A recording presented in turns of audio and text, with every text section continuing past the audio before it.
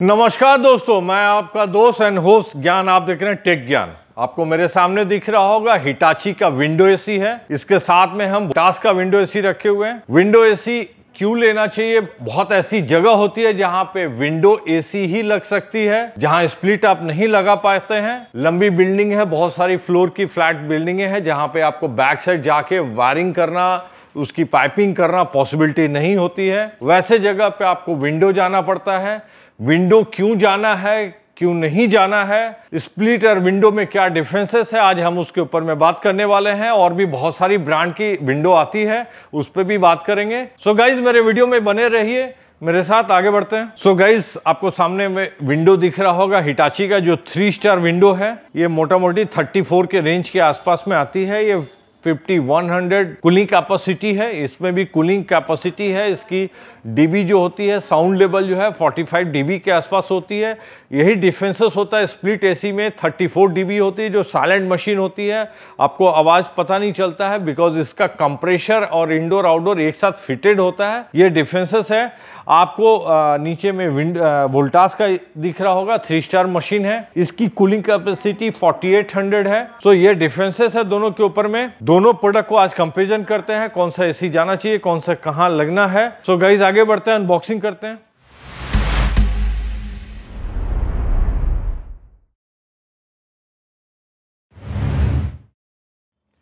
So guys पहले window Hitachi का आपको बता देता हूँ। ये 3 स्टार मॉडल आपको है। RAW318HFDO 2022 का प्रोडक्शन है। जैसा आपको दिख रहा होगा, मार्च 2022 का न्यू प्रोडक्ट है। ये ऑन ऑफ एसी है, फिक्स एसी है। इसके अलावा इन्वर्टर एसी भी आता है विंडो के अंदर में। दोनों चीजें हैं, पहले नहीं आता था। अभी सारी ब्रांड ऑलमोस्ट इन्वर्टर एसी के साथ आ गई है। लेकिन जो विंडो जाता है वो बेसिकली बहुत सारा वो प्रॉब्लम नहीं आया, उससे देख के चलता है। हालांकि आज के दिन में इन्वर्टर भी बढ़िया चलता है। सो गाइस इसको ओपन करते हैं। न्यू लाइनअप है।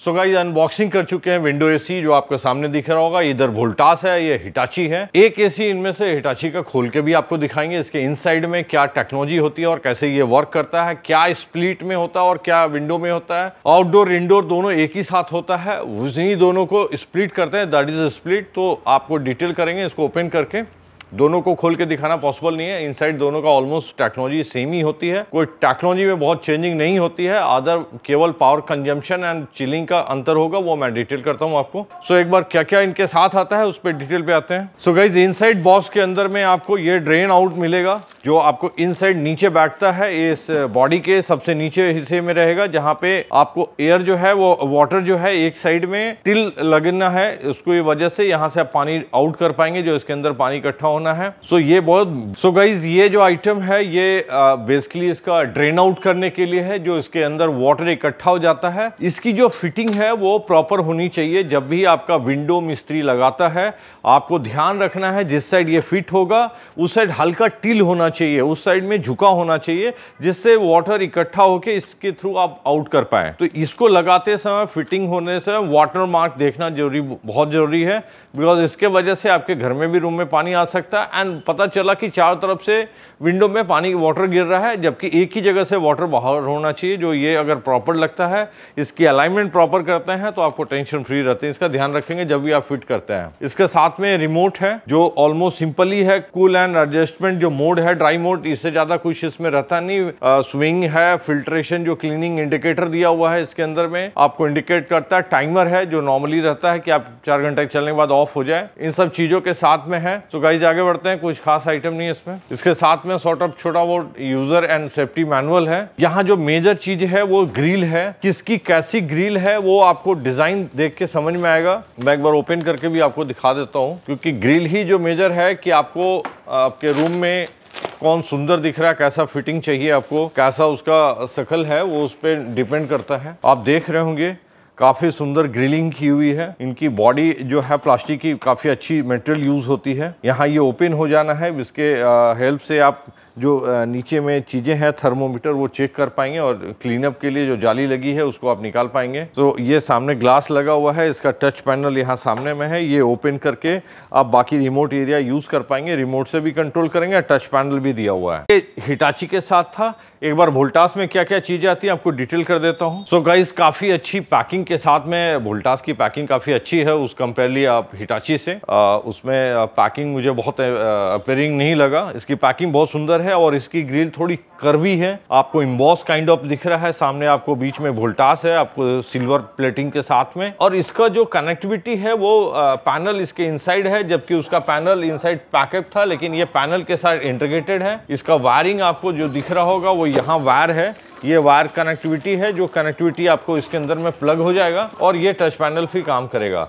अपना अपना डिज़ाइन है, किसको क्या अच्छा लगता है उसके ऊपर डिपेंड करता है। बहुत लोगों को ये सुंदर लग सकता है, उसको वो अच्छा लगेगा, तो अपना अपना चॉइस है, इसमें कोई खास अंतर नहीं होता है। ये इनकी ड्रेन आउट है, जैसा उसके ड्रेन आउट दिखा आपको, इसमें ये भी ड्रेन आउट है। इसको भी आप लगाते समय सेम प्रिकॉशन रखेंगे जो मैं आपको विंडो में हिताज दे रहा हूँ। जब भी मिस्त्री फिट करता है तो इसका जो लेबलिंग होता है, वाटर मार्किंग होता है, वो टिल रहना चाहिए। सो जिस पोजिशन पे ये लगना है वहां उस साइड झुका होना चाहिए, सो सारे पानी इकट्ठा होकर उस साइड से आउट हो जाए। ये मेजर आइटम है जो आप फिटिंग करते समय ध्यान नहीं देते, बिकॉज कि ये इमीडिएट वाटर बाहर आउट नहीं होता है। आपके 8-10 घंटा चलने के बाद आपको पता चलता है कि आपकी मिस्त्री गलत लगा के चला गया, जिसके वजह से पानी आपके घर में गिर रहा है या गलत जगह से वाटर आउट हो रहा है, जिसके वजह से आपको प्रॉब्लम हो सकता है। तो इसको आप थोड़ा वाटर मार्क के टाइम में ही ध्यान रखेंगे कि जिस साइड भी ये पोजिशन पे लगता है वाटर मार्किंग, उस साइड में हल्का सा टिल्बल होना चाहिए। इसके साथ remote and user manual same thing है। सो गाइज आगे बढ़ते हैं। सो गाइज एक बार मॉडल एंड डिटेल कॉन्फ़िगरेशन आपको कर देते हैं, फिर उसके इनसाइड चलते हैं। सो ये आपका वोल्टास का मॉडल है, ये हिटाची का मॉडल है, ये न्यू मॉडल है 318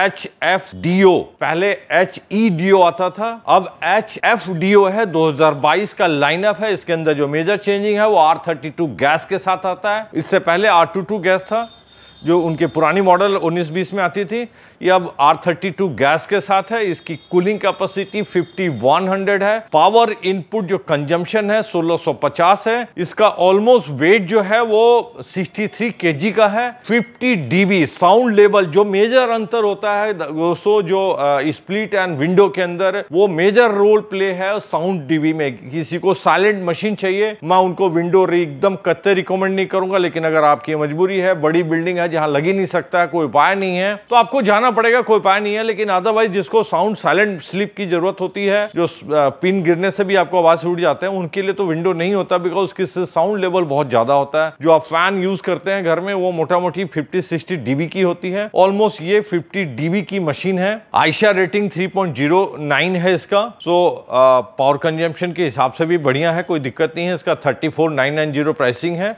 ऑलमोस्ट 30,490, ऑलमोस्ट 30,500 के आसपास ये अवेलेबल है मार्केट में। इसकी ईयरली पावर कंजम्पशन पूरे साल भर में एक एवरेज कैलकुलेशन जो बताई हुई है कंपनी और जो बी रेटिंग के हिसाब से निकल के आती है, वो 1277 यूनिट ईयरली कंज्यूम करता है। क्या एक एवरेज कैलकुलेशन है, इसको आप 100% लेके नहीं चलेंगे, बिकॉज कि ये एवरेज कैलकुलेट होता है। कोई 2 घंटा यूज करता है, कोई 10 घंटा यूज करता है, उस पर एवरेज निकल के आता है। तो 1277 कैलकुलेशन के अनुसार आता है। एक बार आपको मैं वोल्टास का भी डिटेल कर देता हूं, वोल्टास के अंदर क्या डिटेल है और क्या कॉन्फ़िगरेशन है, बिकॉज कि दोनों मशीनों में अंतर है, दोनों के कॉन्फ़िगरेशन में भी अंतर है। ये मशीन आपको सो गाइस ये वोल्टास है, टाटा का प्रोडक्ट है, कुछ समझने का जरूरत नहीं है। विंडो किंग है, इनफैक्ट कोई प्रॉब्लम नहीं आती है, विंडो इनकी अच्छी चलती है। सर्विस भी खास जरूरत नहीं होती है विंडो में, लोग विंडो इसीलिए पसंद करते हैं। एक बार इसकी भी कॉन्फ़िगरेशन ऊपर मैं बता दूं, ये मॉडल है 183 LZH, ये R32 गैस के साथ ही आता है। इसकी जो पावर कंजम्पशन है वो 1600, पावर कंजम्पशन 1649 है। 1 यूनिट कम खाता है कंपेयरली उस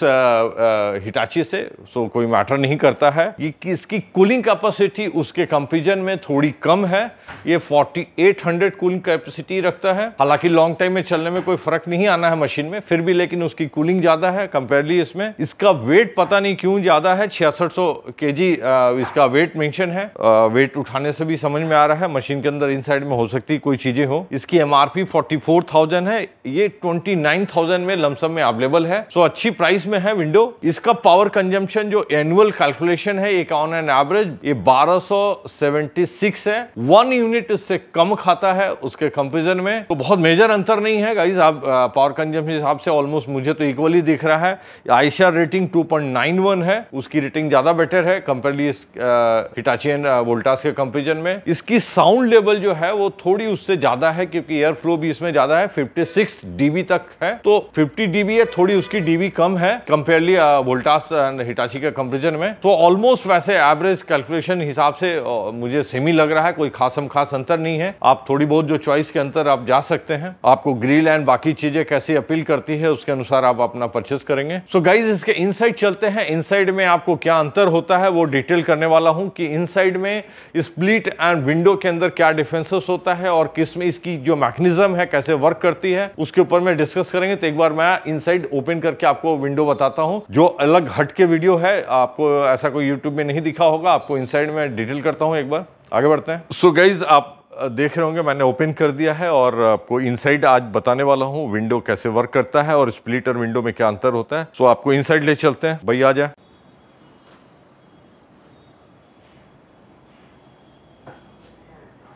मैं आपको डिटेल करने वाला हूं स्प्लिट एंड विंडो का जो डिफरेंसेस है। सो आज आप जानेंगे कि क्या डिफरेंस है दोनों के अंदर में, टेक्नोलॉजी में क्या कॉम्बिनेशन अंतर होता है दोनों के अंदर में। इनसाइड में ये कंप्रेसर इसके साथ में आप दिख रहा होगा, जो कंप्रेसर आउटडोर में चले जाता है। आप जब स्प्लिट यूज करते हैं तो ये आउटडोर में होता है, जो आउटर यूनिट में लग जाता है, और ये पाइपिंग है जो आपको पाइप दोनों को स्प्लिट कर देती है, और ये पाइप के साथ में ये कंप्रेसर और ये आउटडोर जो कंडेंसर है ये बाहर आउटसाइड हो जाता है। ये पाइप जो है केवल यही डिफरेंसेस हो जाती है। और यहाँ पावर इसके अंदर में जो कॉमन है वो एक मोटर है, मैं एक साइड दिखा दूंगा इनसाइड में, भाई ऊपर से दिखाना। ये इनसाइड ये मोटर है, ये मोटर का कॉम्बिनेशन क्या है, इधर आउटडोर का भी फैन यूज करता है और इसी का इंडोर में भी फैन, ये सेम सिंगल मोटर में दोनों काम हो जाता है। आपको अंदर एयर भी मिल जाता है और आउटडोर में एयर गर्म हवा को बाहर भी कर लेता है। तो दैट इज अ कॉम्बिनेशन। ये इंडोर में विंडो का जो डिफरेंसेस होता है वो यही डिफरेंस है, एक ही मोटर से दोनों काम हो जाता है।